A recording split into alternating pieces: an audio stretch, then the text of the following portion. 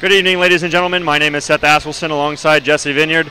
At the end of the first period here at Oceanside Ice Arena, Arizona State leads GCU 1-0. And like we talked about in the pregame show, Jesse, this is a Division I, ACHA that is, Arizona State team. But I know Danny Roy and the Lopes, it doesn't matter what division or name is attached to this team. They want to come out here and pick up the win in this crosstown rivalry. And right now, things not going so well for the Lopes. And I guess it's more just not the puck not bouncing their way. Well, they were certainly throwing their body around. I mean, a lot of penalties in the first period. Both teams were really throwing their body around. It was a good, fast start by GCU, but as you were saying, ASU got a lot of the bounces in that first period. They were able to get to the puck, all the loose pucks, a lot quicker. They were able to get a little better rushes on net than GCU was. For the most part, it certainly wasn't a bad period by GCU. In fact, they outplayed ASU 14-8 in the opening period, but again, it's 1-0 ASU on the scoreboard. Yeah, and the goal scorer is Garrett Amaya, and really he's the one that kind of sat backdoor and tapped that puck in. As when the penalty ended for ASU, it was a 4-on-4, and it turned into a 5-on-4 situation, obviously, as GCU was on the kill, and man came out of the box, and Klein slipped off the bench, and everybody lost sight of him. He kind of got on a breakaway, and him and Morolda battled in the corner. Klein able to get himself towards the middle of the net, and he dropped it off there for Amaya, who was unmarked, really, as he just tapped it in past Barabash. So outside of really that one miscue, I mean, GCU's played extremely well, and it's like you said, throwing their body around and getting a lot of chances. Payne had that great chance on the power play in that first period, and it was just absolutely robbed as he tried to slide it on the ice past the Arizona State goaltender Moore. And for GCU, I mean, I don't want to say you got to change anything necessarily, but what do you think they maybe got to do a little bit different to finally get on the board? A little bit more patience on the puck. They were certainly getting their chances. They had one 5-on-3 in the first period. That they were able to get 4 shots on that 5-on-3 before ultimately Bouvier went to the box to end it. But just more patience with the puck, crisper passes up the ice. That way they would be able to get a little bit more rushes on ASU's goaltender, kind of like ASU was doing on Barabash tonight. So if they're a little bit more patient with the puck, continuing to throw their body around, but playing clean, a clean physical games. A lot of penalties in the first period. You don't want to keep doing that against ASU because they're going to take advantage of that. So if they keep playing physical but play clean, a little bit more patience with the puck to get to those loose pucks, they'll be able to have a better second period. Well, they do say patience is key, and hopefully for GCU, I mean, 40 more minutes left of hockey, so got to be a little bit patient. But I mean, at some point you got to start taking your chances. But I think in that second period, it is only 1-0, so stay patient, continue what you're doing, and hopefully they'll be able to pick up a goal. So my name is Seth Askelson alongside Jesse Vineyard. We're going to take a little break. Hopefully we'll have either head coach Danny Roy or a GCU player coming up next. So stay tuned here on GCU's Ice Hockey Channel.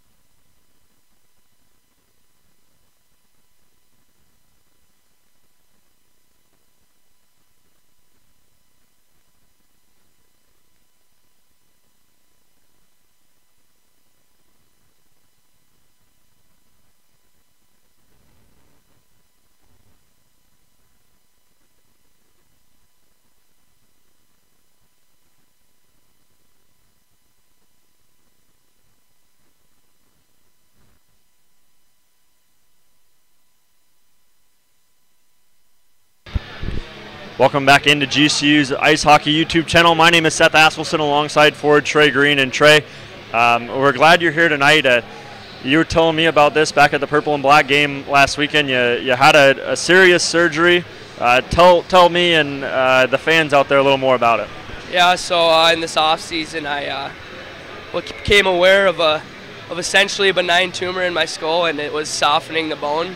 And so it was like if I would have kept it, it wouldn't have been like anything bad. It's just like I wouldn't have been able to play hockey. It was softening my skull, so I went in and they 3D printed a titanium plate that took out a piece of my skull and replaced it there. So we got about 40 screws or something like that in there, and now we're road to recovery.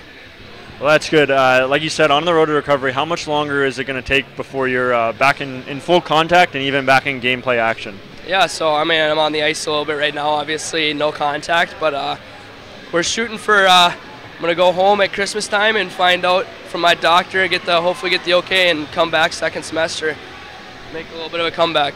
What are you doing kind of in the interim? Like you said, you're on the ice, no contact, but what other kind of workouts are you doing to kind of keep yourself in game shape? And once you hit that ice again, I mean, a lot of teams are going to be in mid-season form, including your own. What are you doing to kind of stay in that game shape? Yeah, so right now all I can really do is condition off ice. I haven't officially been cleared to start lifting because of the pressure it puts on my skull. So I mean, we've got these assault bikes up in Arcadia, up in the weight room, that I've been working out, and they put a little bit of workout in on me, and that's all I can do off the ice right now. Well, we're glad you're okay. I mean, glad you're out here, and glad you're on that road to recovery. Back to some little more joyous news. The team back on the ice. You're here supporting your teammates. What did you see out of that first period from GCU that gives you hope and confidence that they're going to be able to bring it back? Yeah, I mean, they definitely look pretty good right now. I mean, we're standing and taking hits. Yeah, they're a physical team. There's no question about that. But we're staying composed and drawing a lot of penalties. I think we had 4 or 5 power plays, including a 5-on-3 in that first period, and that's awesome. Just one bad bounce kind of kicked it for us, and now we're down 1-0 and got a road to come back on. And I think that's something that I noticed definitely last year in this series when it was back at AZ Ice Peoria. This ASU team, very undisciplined, and you guys really kind of settled in and made sure you didn't take those bad retaliation penalties and put yourselves in bad situations. From that last series to this series today, I mean, obviously we're only one period through hopefully 6 of this series. What have you seen that's different on kind of both teams from last year's series? I mean, they're almost a completely different team from last year. They have a pretty fresh new lineup, but I mean, they're still not very disciplined, and I'm very proud of our guys for staying out of that crap. There is a lot of it going on, and I mean, our poise, and like as long as we're not killing, we've been battling back and forth all night. We're definitely in it, and it's fun to watch 4 lines go. What do you think about the penalty kill? I mean, early in that game, they had a couple of tests, and they really weathered the storm. I mean, forced the icing on that first penalty kill, and really just battled their way kind of out of those situations. What have you seen that's kind of allowed them to pretty much stymie that ASU power play? Yeah, I was actually really proud of our penalty kill. We didn't get a whole lot of work on it. I mean, we've only had a few days to get ready for this game, and I mean, he put out some of our returning guys that kind of knew the system, and they performed to it. And then we were lucky enough on the second penalty that came basically right after the other one expired that we were able to draw one ourselves, and that's just us competing, and that's fantastic. What's the key to the second period for GCU? I think the same thing, stay out of the box. I think if they keep doing their thing, they're going to be right back in there all period, and then we're kind of getting a reset on our PP right here, and we should be good to go. Sounds good. Trey, thank you for joining us. Really appreciate it. Folks, don't forget you can watch the game on ASU's ACHA Division I YouTube channel. At the same time, we'll be back in a couple minutes, myself and Jesse Vineyard, preview the second period before we sign off again, and we'll be back for the second intermission. Stay tuned here on GCU's Ice Hockey YouTube channel.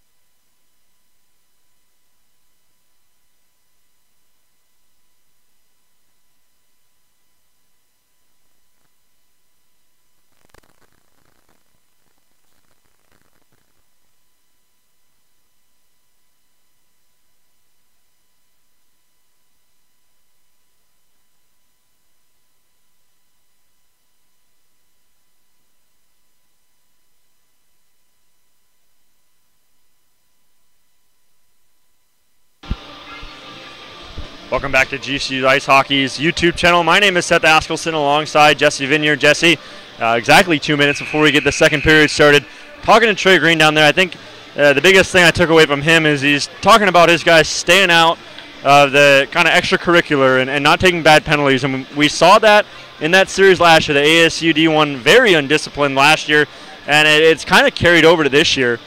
For GCU, at what point do they need to stay out of it and kind of, don't take bad penalties, but at the same time stand up for themselves and show that they're not getting pushed around? Yeah, I mean, there's absolutely nothing wrong with sticking up for your teammates. We saw that quite a few times in the opening period, but the referees are usually going to see that third man in there when there's other guys standing around and they're the ones getting into the scrum. They're the ones who usually gets to the penalty box for roughing, interference, or whatever it may be. So if GCU can just be smart by sticking up to your teammates, but again, clean physical game, they'll have a better second period, and they can also stay out of the box and play some even strength, even some power play time. Yeah, so we saw a lot of that, even strength and power play time. So GCU, hopefully the Bounds start going their way. They continue to play physical, yet staying out of those dumb situations and bad penalties. So for Jesse Vineyard, I'm Seth Askelson, once again signing off. Don't forget to join us at the end of the second period. We'll once again have an intermission report, hopefully another interview from a player or a coach. And once again, you can watch the game on ASU's ACHA Division I YouTube channel. So for Jesse Vineyard, I'm Seth Askelson, signing off.